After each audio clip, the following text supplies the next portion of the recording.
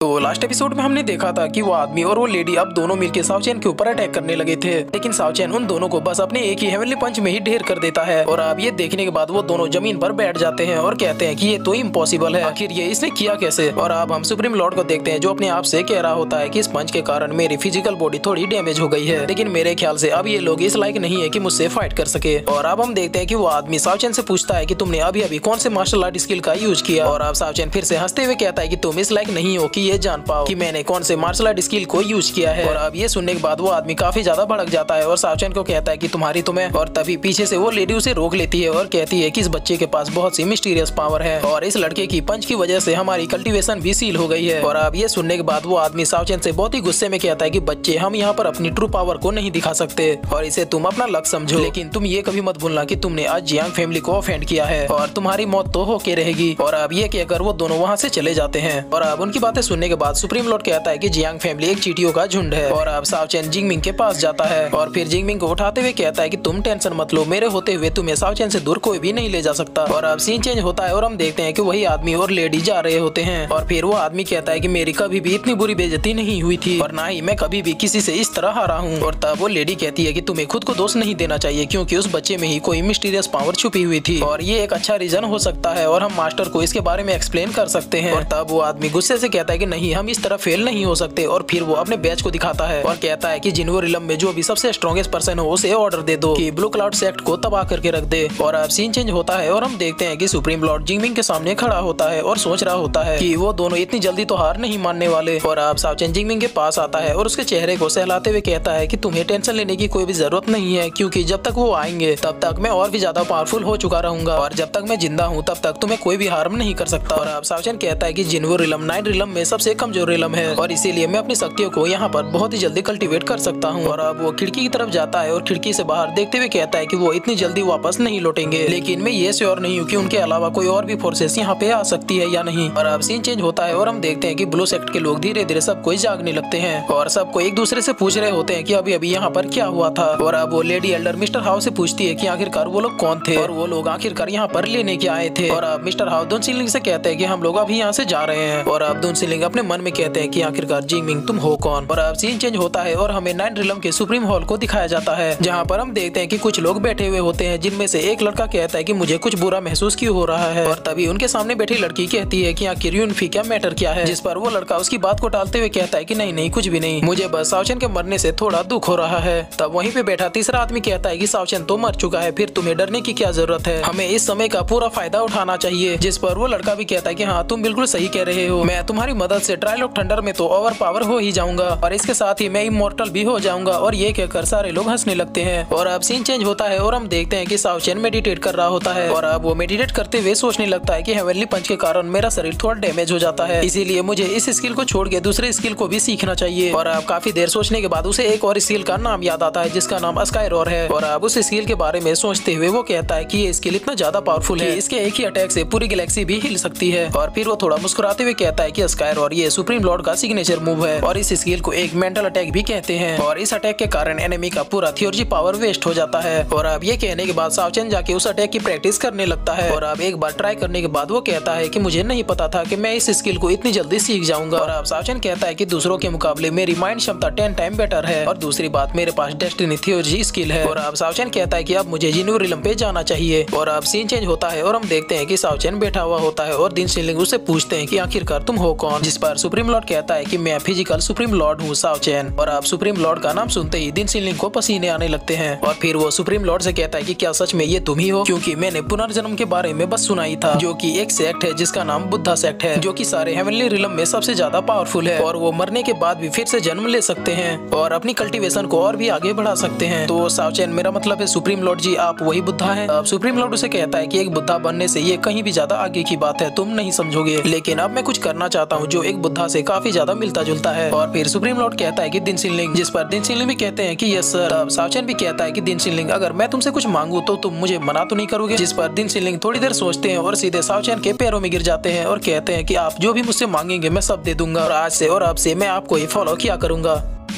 और फिर इसी के साथ ये एपिसोड यहीं पे खत्म होता है।